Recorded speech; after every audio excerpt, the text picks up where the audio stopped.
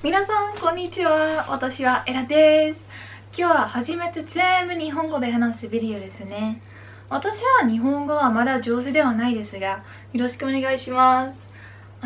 今から日本語よくわかるようになりたいので、そのために日本語で話すビデオを作りたいと思います。でも間違えたら教えてくれませんか？本当に助かります。今日は初めてなのでちょっと自己紹介をしたいと思います。私は22歳のオランダ出身です。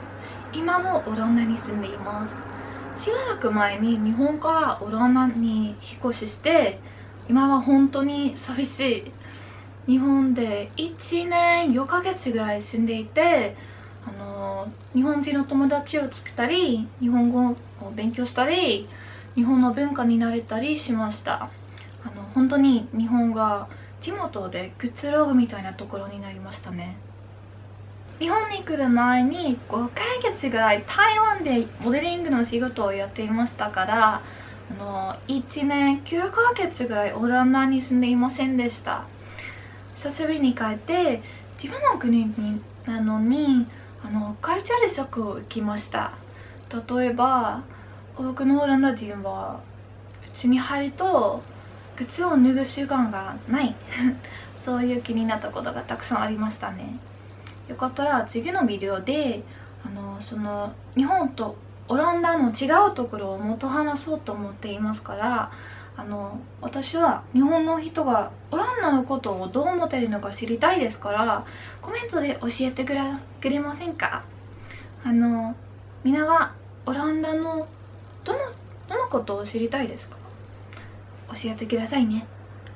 今日は私が日本を好きになったきっかけを話します。それは中学生の時、先生が地理授業でラッキースターというアニメを見せてくれたからです。その時は本当に面白いと思いました。それは最初に日本の気になった経験でしたね。家に帰って他のアニメも調べました。その時は13歳ぐらいでしたね。だから特に少女タイプのアニメが好きでしたね。他にはスタジオジブリも大好きでした。スタジオジブリの映画は他で見たことなくて分からなくて不思議な物語がありましたから、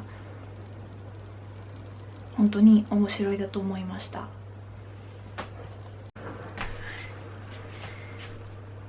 アニメや日本の映画を見て日本語が本当に綺麗だと思いました。だんだん日本語と日本の文化が好きになった。日本の人気があるものを調べていたら原宿ファッションを発見しました。アニメがまだ好きだったんだけど、結局原宿ファッションの方が大好きでした。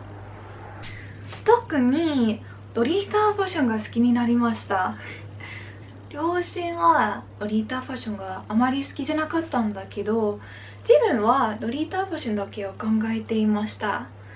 自分で貯金した小遣いで可愛いブラウス、ジャンパースカート、靴を買っていて嬉しかったです。自分の幸せを追いかけた方がいいんじゃないでしょうか。今はロリータファッションをリタイアしましたけど、日本の文化は他にも好きです。例えば私は日本の食べ物が大好きです。正直に言うと日本以外のレストランに行ったら食べてあとはお腹がいっぱいで眠くなっちゃうが、日本では食べてあとは体がすっきりした気持ちがするから、今は日本料理を作ることにすごい興味があります。いつか誰かに美味しいと作る料理を作ってあげることができたらいいと思います。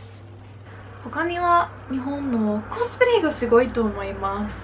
私は1回だけオランダでハリーポッターのコスプレをやってみました。昔から恥ずかしいんだけど下にリンクを載せますから、よかったら見てみてね。でも日本でコスプレをやったことがまだないです。楽しそうだから本当にやってみたいです去年のハロウィンも東京にいました。その時は自分で作ったコスチュームを着る人がたくさんいて本当にびっくりした。ラッキースターとセーラームーンのコスプレも見ました。とても可愛かった写真も撮りました。みんなは私はコスプレならどんなキャラクターが似合うと思いますか？